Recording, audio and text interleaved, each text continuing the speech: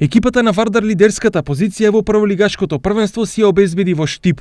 Градот под Истерот за прв пат беше домаќин на еден прволигашки надпревар по испаѓањето на Брегалница во втората лига Исток. Победа поради руинираниот стадион во Прилеп ја играше улогата на домаќин во Штип.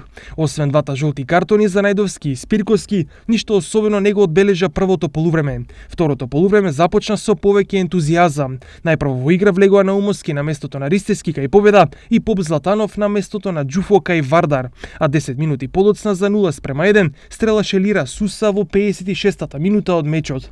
Уште неколкуте измени и жолти картони до крајот на мечот не придонесоа за промена на резултатот. Оваа минимална победа за Вардар беше многу важна, особено поради тоа што дуелот меѓу Академија Пандев и Шкендија во Струмица заврши без победник, што му овозможи на Вардар да ја обезбеди првата позиција на табелата со 20 бодови. Втора е Академија Пандев со 16, пред Шкендија со 15, Победа со 11, Ренова и Работнички со по 10, Беласица со 9, Македонија Ѓорче Петров со 7, Силекс со 6 и последно пласираниот Шкупи со само 5 бодови.